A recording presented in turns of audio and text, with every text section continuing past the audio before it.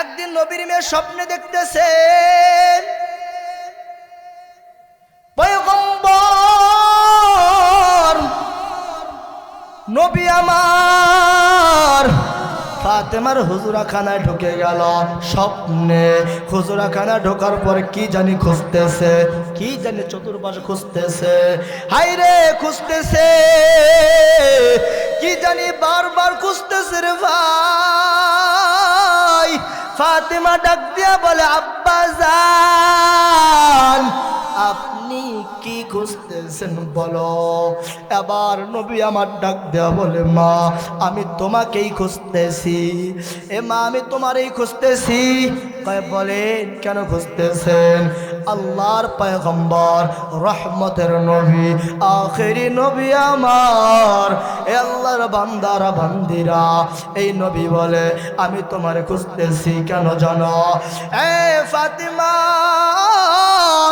আজকে রাত্রি বেলায় তুমি আলীর দস্তরখানায় চেহারি খাইও, তুমি আলীর একসঙ্গে খানা খাইয়া রোজা দিও। এরে ফাতেমা তুমি আলীর প্লেটে খানা খাইও। আর দুই নাম্বার আমি বাবার দস্তরখানা ইফতার করিও। এ আল্লাহর বান্দারা শুনবি, ভালো করে বুঝবারে মা। এ আমার বোন তুমি এমন হইছো, তুমি তো বর্তমান দুনিয়ার জমিনে ট্রান্সফার নিয়ে ব্যস্ত। এই মেয়েরে কলেজে দিছে, মেয়ে কলেজে ভর্তি হয়ে গেল। বাবা গো এখন আমার আর সময় নাই, আমার ট্রান্সফার ছাড়া আর বাঁচবে না। আসেনি ডাকটা বলে, ও আব্বা ট্রান্সফার ছাড়া আমার লেখাপড়া হবে না, আমার বড় স্মার্টফোন লাগবে। এই টাচফোন ছাড়া আমার লেখা হবে না, অনেক বীজগণিত করা লাগবে, অনেক প্রেসার ক্লাস করা লাগবে, কোচিং করা লাগবে। বাবা গো আমার তাছাড়া হবে না। এই শুনে নাও নাজির গুমনে মুসলমান, তোমার মাইয়ার হাতে ফোন কিনা দিলা, তোমার মাইয়া ফোনটা নিয়ে এক রুমের মধ্যে ঘুমাইতেছে। এ তোমার মাইয়া এক রুমের ভিতরে ঘুমায়, এ তুমি জানো তোমার মাইয়া ফোনের ভিতরে কি করতেছে তুমি জানতেছো না। তোমার মেয়ে সারাটা রাত ফোনেই ব্যস্ত। আল্লাহর বান্দারা এমন আমাদের সমাজ আছে না নাই? মদিনাওয়ালা নবী বলেন, যদি কোনো মেয়ে যদি গুনার কারণে জাহান্নামের ময়দানে যায়, জাহান্নামীওয়ালা হয়, এই মেয়ের কারণে 3টা লোক অনাভাজ্য জাহান্নাম। বাবা তার জাহান্নাম, এই মা তার জাহান্নাম, মেয়েটা জাহান্নাম। কারণ মা আশ্বাস দিল ফোন নাও, বাবা বলল ফোন নাও। এ মা আজকে বুঝিও, এ আমার বোন তোমরা বুঝিও। এই নবী আমার বললেন আলীর দস্তরখানায় তুমি চেহারিটা খাইবা, ইফতারটা আমি নবীর দস্তরখানায় খাইবা। ফাতেমা বুঝা গেছে, ফাতেমা বুঝে গেল আমার বেদা আর সময় নাই, আমার বাঁচার আর সময় নাই, আমি মনে আর বাঁচবো না রে বাবা। ফাতেমা বুঝলেন আলী নামাজের জন্য গিয়েছে, আলী নামাজ পড়ার জন্য, আলী নামাজ পড়ে আসছে রে বাবা। আলী আসার পরে ফাতেমা দেখতেছে কাপড় চোপড় সব ধুইতেছে, এই সবকে ধুইতেছে, ধোয়ার জন্য প্রস্তুতি। আলী ডাক দিয়ে বলে, ও বিবি আমার, ও ফাতেমা, এ নবীর মেয়ে তুমি কেন কাপড় ধোও, কেন কাপড় পরিধান করতেছো? এই তুমি কেন কাপড় দাও, তুমি কেন বারবার কাপড় দাও? ডাক দিয়া বলে, ও স্বামী আমার, আমার মনার বোঝার আর বাকি নাই, আমি আর দুনিয়ায় থাকবো না, আর সময় নাই। আলী ডাক দিয়া বলি, কেন তুমি এই কথা বলতেছো? তাইলে শুনিয়া নাও, এ আল্লাহর বান্দারা বুঝে নাও, আল্লাহর বান্দি বুঝে নাও, তোমাদের জন্য বলতেছি। এবার ফাতেমা বলতেছেন, ও স্বামী আমার, আজকে স্বপ্নে আমি দেখলাম দেখলাম আমার বাবা আমার হুজরাখানায় ঢুকলো, আমার খুঁজতেছে। খোঁজার পরে আমি ডাকতে বললাম, আপনারে কেন আমার খুঁজতেছেন? আমারে বলল, তুমি আজকে রাতে তোমার স্বামীর দস্তরখানায় খানা খাইবা, ইফতার আমার দস্তরখানায় করবা। আমার বোঝার বাকি নাই। এবার ফাতেমার জ্বর এসে গেল। আলীকে বলে, আলী আমার আর সময় নাই, আমি আর বাঁচবো না, আমার সময় নাই গো। এবার আলী ডাক দিয়া বলেন, তুমি যদি শুনিয়া যাও চলিয়া যাও, আমার পা কে কে টিপে দিবে? তুমি যদি চলে যাও আমাকে মোহাব্বত কে করবে? তুমি যদি চলে যাও আমার কে আদর করবে? আল্লাহর বান্দা ভালো করে বুঝবি। ফাতেমা হাউ মাউ করে কান্দে, আলীও কান্দে, আলীও কান্দে, ফাতেমা কান্দে, হাসান হুসাইন কান্না করতেছে। কি করবে বাবা গো,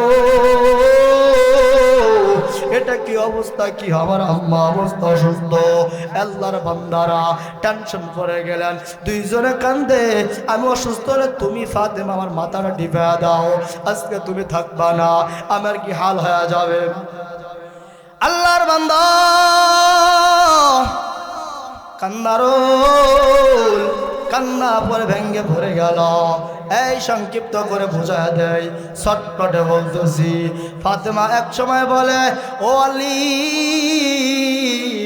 তুমি নামাজে যাইবা, ঈশা দেখবা আমি ফাতেমা কাপড় পরিধান করে রাখছি, তুমি নামাজে যাইবা দেখবা আমার মৃত্যু হয়ে গেছে।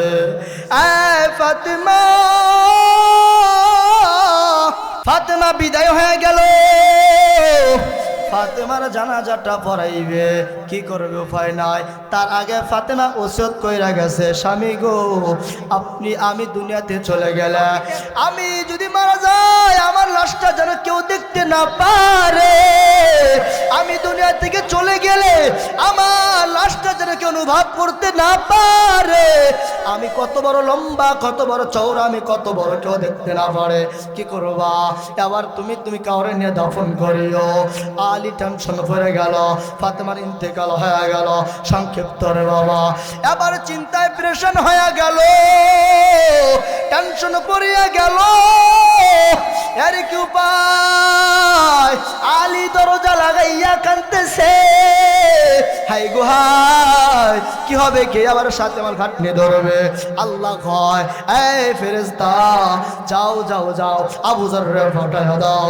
যাও যাও, জিবরাইলের মাধ্যমে আবু যরের ডাক ডাক, আবু যর তাড়াতাড়ি যাও, রহমতাল লিল আলামিন নের মাইয়া মৃত্যুকাল করেছে, রহমতের নবীর কলিজার টুকরা মেয়ে অসুস্থ না আর নাই অসুস্থ, দুনিয়া থেকে বিদায়, তাড়াতাড়ি তার দরজার সামনে যাও। আল্লাহর হুকুমে, আল্লাহর অনুমতিতে আবু যর গফারি আলীর দরজার সামনে আইসা বললাম, আলী দরজার সামনে আইসা দরজায় টুকায়। আলী চিন্তা করতেছেন কি উপায় গো, এখন আমার আর কি হয়ে যাবে? আমার স্ত্রী ফাতেমা তো বলছে পর্দা খেলাপ যেন না হয়। কে দরজায় ডাকতেছে, হাই আফসোস হাই আফসোস, শোনো নাই না, আর কোনো শুন নাই না, আওয়াজ দেয় না। কিছুক্ষণ পর আবার হযরত আবু যর গফারি যখন দরজায় বারবার টোকা দিয়া বলে, এ আলী রে কি টেনশন করতেছো, কি চিন্তা করতেছো, কি কারণে বলো? না না, আল্লাহর হুকুমে জিবরাইলের মাধ্যমে আল্লাহ আমারে পাঠাইছে, এই টেনশন নাই, তাড়াতাড়ি দরজাটা খোলো। আলী দরজা খুললেন, খোলার পরে এবার কি করবেন? জানাজারের ব্যবস্থা। আবু যর গফারি একটা খনন্ত নিয়া ওই কবরস্থানে পাঠা দিলেন, যাও জান্নাতের বাকির ভেতরে যাও, একটা গর্ত খনন করো, কবর খনন করো। আবু যর তার কোদালটা নিয়া, তার খঞ্জরটা নিয়া চলে গেলেন তার কবর খনন করার জন্য। যাইয়া আবার মাটির ডাকদা বলতেছে, কবরের মাটি রে, কবরের মাটি তুমি কে জানো? এইখানে আজকে কে আসবে? কয় কি আসবে জানো? এই মাটির ভিতরে আজকে এমন একজন আসবে রে, জান্নাতের সরদারনি, নবীর কলিজার টুকরা মেয়ে ফাতেমাতুজ জোহরা। মাটি খবরদার বেদবি করবে না। মাটি জানো এখানে কে আসবে? মাটি তুমি জানো এখানে কে আসবে গো? এখানে আর কেউ না, এখানে নবীর মেয়ে ফাতেমা আসবে। মাটি তুমি জানো এখানে কে আসবে? জান্নাতের সরদারনি, জান্নাতের সরদারনির রহমাতাল লিল আলামিন মেয়ে, আলামিনের মেয়ে আসবে এই মাটিতে। মাটি খবরদার বেয়াদবি করবি না।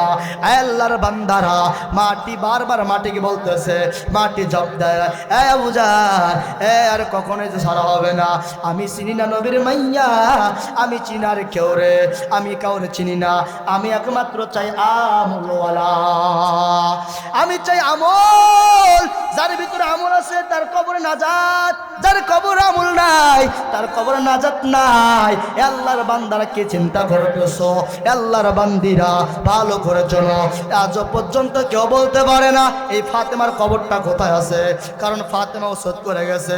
যদি আমার কবর দেখে এরা অনুভব করবে নবীর মেয়ে ফাতেমা এত বড় চওড়া ছিল, লম্বা ছিল, খাটো ছিল, ঠিক না? এই কারণে আর বলি নাই ফাতেমার কবর সবাই বলি জান্নাতুল বাকি। কোথায় রে বাবা? এখন তালাশ করে কেউ পায় না সহজে। কারণটা কি জানো না? কারটাই আর আল্লাহর বান্দা ও আম্মা জানে তাদের চরিত্র কেমন, তোমার চরিত্র কেমন। তোমার বেহুদার কারণে কিয়ামতের ময়দানে তোমার শিকানো ধরা হবে, আর শিকা দইরা উল্টাইয়া তোমার জাহান্নামে ঝোলানো হবে। কেন রে মা? কেদিন কিয়ামতের ময়দান কেমন ভয়ঙ্কর। ইয়াউমা তারাউনাহা তাযহালু কুল্লু মুরদিআতিন আম্মা আরদাআত ওয়া তাদউ কুল্লু যাতি হামলিন হামলাহা ওয়া তারান নাসা সুকারা ওয়া মা হুম বিসুকারা ওয়ালাকিন্না আযাবাল্লাহি শাদীদ।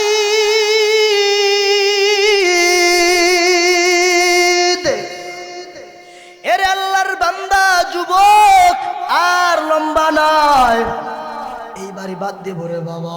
আল্লাহ তার আয়াতের মধ্যে জানায় এই কিয়ামতের ময়দান কি ভয়ঙ্কর হবে। এ আম্মা জান তোমাকে শুনে নাও, এর আম্মা জান কিয়ামতের ময়দানে এমন একটা আল্লাহর গর্জন, লিমানুল মুলকুল ইয়াউম আলিল্লাহিল ওয়াহিদিল কাহার।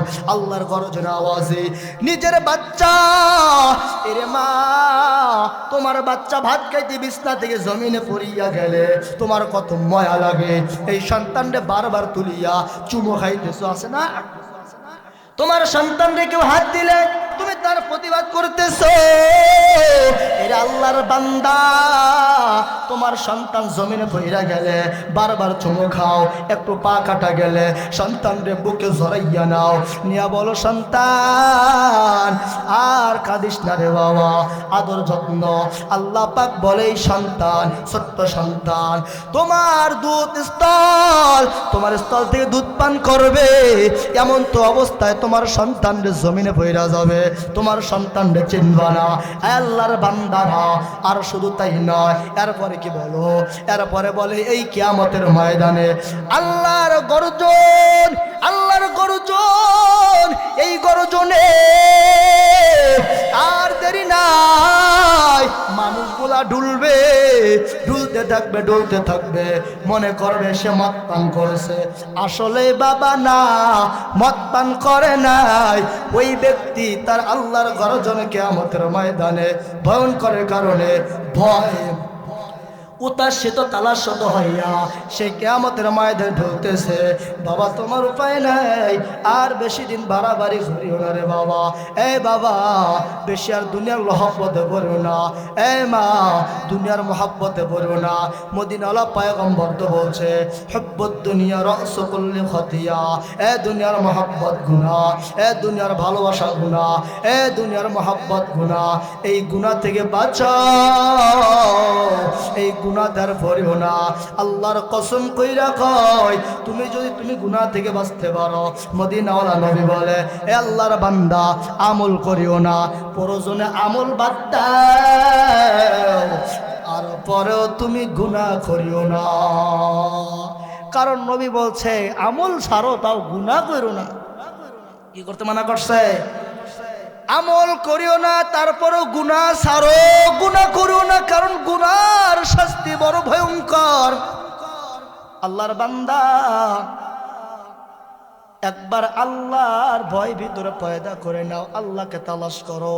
কিয়ামতের ময়দানে আল্লাহ তোমাকে সামনে হাজির করবার বলবে, ওয়াত্তাকু ইয়াওমান তুরজাউনা ফীহি ইলাল্লাহ।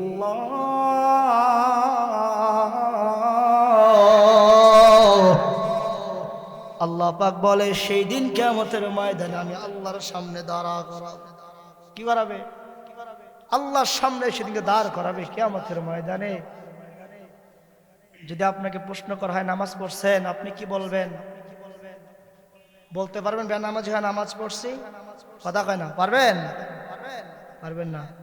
প্রথম প্রশ্ন, আউয়ালু মা ইউহাসাবু বিহিল আবদু ইয়াউমাল কিয়ামাতিস সালাহ। কিয়ামতের ময়দানে সর্বপ্রথম আপনার নামাজের হিসাব। আপনার প্রথম সওয়াল, প্রথম প্রশ্ন যদি আটকে যান, বলছে জান্নাতের দরজা বন্ধ, আপনার এই নামাজটার চাবি শুরু হয়ে যাবে। চাবি নাই, ট্রাঙ্ক খুলবেন কেমন কইরা? স্কুল তালা মারছে, চাবি নাই, খুলবেন কেমনে কইরা?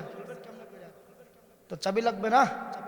সেই দিন কিয়ামতের ময়দানে চাবি ছেড়ে আপনি খুলতে পারবেন না।